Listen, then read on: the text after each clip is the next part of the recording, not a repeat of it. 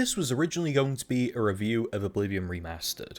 I thought it would be a super interesting video to do, since I've never actually played the original. However, I find that it's a near unplayable mess, with bugs to no end, which I suppose is a little on brand, mixed with super inconsistent frame rates and massive amounts of stuttering.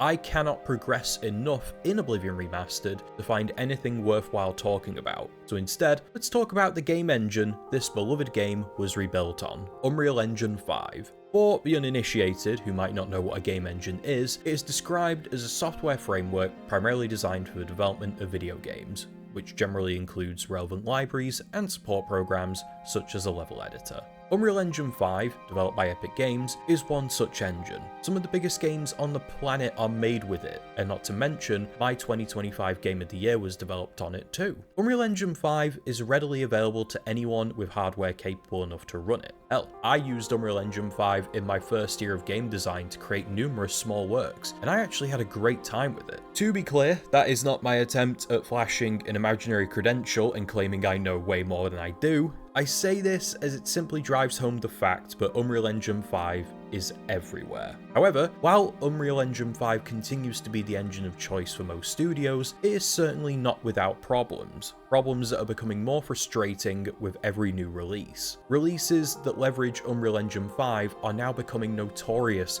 for having issues. Issues that no amount of modding or tweaking the game's settings can possibly fix. This is not breaking news. These problems have been prominent with nearly every big release that leveraged Unreal Engine 5 for years, and yet nothing changes. Initially, as I wrote this video, it felt like a one-sided hit piece on the engine itself, but I found that the more I wrote, the more I kept asking myself, is it Unreal Engine? Or is it something else entirely? And are the problems with Unreal Engine actually a symptom of an industry-wide problem? So this may seem really weird starting with this, but stick with me. In this section, I'm going to be talking about lighting systems, with particular focus on ray tracing and Unreal Engine's Lumen system. For those unaware, ray tracing is a lighting technology that can realistically simulate the lighting of a scene and its objects by rendering physically accurate reflections, refractions, shadows, and indirect lighting. In basic terms, it simply makes something look much better than baked lighting. There's also different types of ray tracing.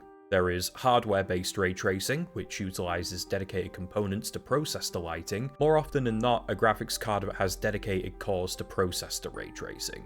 And then there is software ray tracing, which utilizes the general processing power of either the CPU or the GPU. While the methods are different, they both come with the caveat of major performance hits on most systems. Unreal Engine 5 uses a proprietary lighting system called Lumen. While it's not traditional ray tracing, it's still a hybrid dynamic global illumination and reflection system that uses ray tracing methods to achieve results close to ray tracing, and then builds on top of it with in-game options for actual ray tracing through means of hardware and software options. Lumen, while not strictly being normal ray tracing, is still a form of it, so it is therefore nearly as resource intensive. I can understand why a developer would use such lighting techniques. While they are resource heavy, the first and probably most important reason is that it's overall easier to implement than previous manual lighting systems, so it saves the developer time. Something that, in the game development world, you simply never have enough of. Ray tracing itself isn't a new technology by any means. It has been around for years now, but it's been constantly looked at as a neat little additive, something to flash at investors at big conferences, an optional feature that the player can turn on or off at will. However, this is now starting to change. Many recent releases, such as Oblivion Remastered, Black Myth Wukong, and Silent Hill 2, all come with Lumen as their primary illumination system, and all of them have had, or continue to have, performance issues long after their respective launches. Is it purely down to the lighting system? No, probably not, but it's a clear symptom of a wider issue with Unreal Engine 5 as a platform. It is simply incredibly demanding. These games, while they look indisputably fantastic, are already immensely resource heavy thanks to systems like this, and the option for ray tracing no longer feels like a simple on-off button, but instead it now feels like ray tracing is now on by default and you can't turn it off, and the option is basically asking if you wanted more ray tracing. Now, if you're on PC, you can actually turn Lumen off completely and bag yourself some extra frames. But then you've got three issues. The first being that visually the game will look pretty bad, the second being that it's not a cure-all and won't magically grant you the consistency you were looking for, and the third, and perhaps most important issue, the impending realization that you, as a consumer, shouldn't need to jump through these kind of hoops get a product you purchased to work. My concern comes from the fact that we are starting to see more and more big releases come out that only use ray-traced lighting, meaning that many older systems are no longer able to play the game. Not because their systems are a little old and would struggle with them, they'll simply not boot full stop. Thankfully, no Unreal Engine 5 based game does this at the moment, and they are still at least bootable across a wide variety of hardware. But that doesn't mean that this won't change in the future. There will be some detractors saying that, hey, maybe it's time to upgrade. And while yes, some of the GPUs in question are nearing a decade old at this point, like the 10 series and the slightly younger 5000 series, PC gaming at its core has never been aggressive about leaving anyone behind. You can buy nearly any game, and how it will run is entirely up to you and your system, but at the end of the day, it will run. Sure, fidelity improves and needs better tech to handle that. This is a fact, and it's nothing new, but it has never felt more arbitrary than it does now. Historically, when a new technology releases, like ray tracing, eventually the hardware and software side can keep up with it to a point it becomes more accessible to the masses, but it feels like with ray tracing, that is simply not happening, which is odd given that most graphics cards post 2020 do in fact support some form of ray tracing. How well it does it doesn't seem to be taken into account though. Again, ray tracing has been around for years, and yet it is still just as inaccessible as ever. With this pursuit of ultra fidelity, it's creating a PC gaming environment that is shutting players out in a way that's usually confined to the never-ending churn of console generations, only it's way more expensive and offers way less. Unreal Engine 5 software can be accessed and used by anyone with the hardware capable of running it, completely free. The only fees you would be charged if you were a game company are a 5% royalty fee if your game's lifetime gross revenue exceeds $1 million US.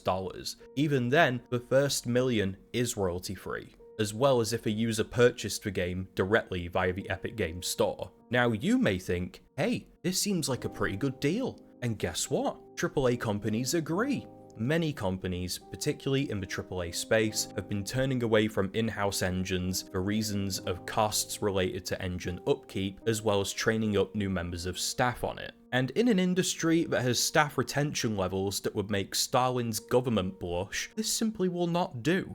The most high-profile cases of this in recent years are CD Projekt Red ditching their in-house Red engine, which arguably helped build some of the greatest games of all time, in favour of Unreal Engine 5. Another is 343 Studios, now known as Halo Studios after a major rebrand and restructure, which also meant that their in-house Slipspace engine, which was only ever used for Halo Infinite, was sunsetted in favour of Unreal Engine 5.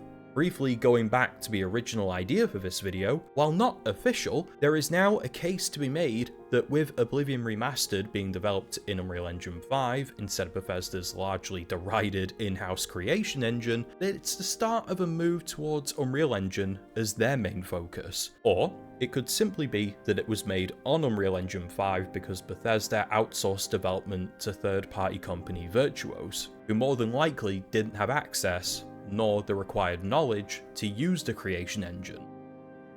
In an ideal world, Unreal Engine offers companies a win-win. It's cheaper and easier to work with, and new hires more than likely already have experience on the engine. Overall, it simply makes sense. However, this is not an ideal world, and as we have said previously, companies that leverage Unreal Engine are releasing games in a condition that is as dire as it is almost unavoidable.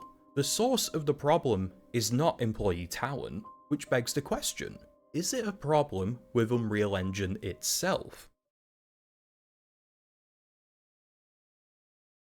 In terms of game development, there are many types of stutter, such as shader compilation stutter, which occurs when a game needs to compile a new shader right before it's used, causing a temporary freeze or hitch in the game. The second is traversal stutter, a performance issue in video games where the game momentarily freezes or hitches when the player moves. Most, if not all, Unreal Engine 5 games released in recent memory have been plagued with these two issues in particular, as well as many others, but these two are the primary targets for user dissatisfaction. As I write this, the latest big release to use Unreal Engine 5 is Wu Chang Fallen Feathers, which has since launched to over 100,000 players but has overwhelmingly negative reviews on Steam. The issues? Performance. And every single hallmark of a broken Unreal Engine 5 game is prevalent here, which is relatively amusing as it is annoying, as Epic Games earlier this year, in what was more than likely an attempt to quell investor and developer concern, issued statements on how the issues of stuttering happen and what they're doing to try and resolve that. And yet, months later, most games are still releasing broken to an audience that is becoming more and more fed up with buying a product that simply doesn't work like it should do.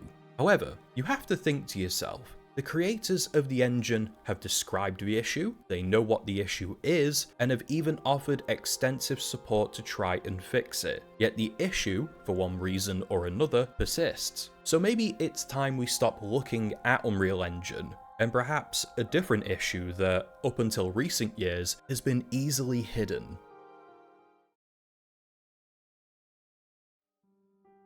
As I was researching articles for this video, I found one on PC Gamer talking about Unreal Engine 5, and it argues that the only reason things get released broken isn't down to the talent of its developers, or the game engine, or even the people who built that engine. It's actually down to one reason, and one reason only: time, a date. A deadline, arbitrarily set by an executive that has no earthly knowledge about the medium they're managing and only sees it as a way to potentially make an incredible amount of money. Game development as a medium is fast-paced. It always has been. From the countless articles about crunch to the mass layoffs occurring right now, it is, for the lack of a better word, a meat grinder, where profit is king and the clock is your god, and you must adhere to it no matter what. We also need to consider that maybe it's simply more noticeable on games that use Unreal Engine because, well, most games use Unreal Engine. It's almost rare that a game releases built on an engine that isn't Unreal Engine 5, or another engine like Unity. These are both readily available to the public and smaller developers as well. But then you may wonder, but wait, if it's not Unreal Engine, then why are games like Oblivion Remastered still broken months after launch? While it's a good question, the answer lies in how individual development teams handle projects. It could be that as soon as Oblivion Remastered released, a skeleton crew was assigned to deal with any subsequent issues, while the bulk of the team was already pushed on to new projects. Again, it's more about time management, and there is only so much that people can do if they simply don't have enough of it to begin with. And also, at its core, development companies are businesses, and unfortunately, operate as such. And if a problem does not harm the bottom line, then they usually won't dedicate the man hours and valuable time and money to try and fix it. The more I write, the more it feels like Unreal Engine 5 and its problems are not the root of the issue, but rather a symptom of a wider issue regarding development as a whole, one that is endlessly pursuing an arbitrary target based entirely around profit, and not an enjoyable user experience, as well as a tech industry that is aggressively pursuing the next big thing in the space, whether that be AI or some other buzzword that will inevitably replace that within the next 5 years. The message to consumers is becoming clear. We know, but we just don't care.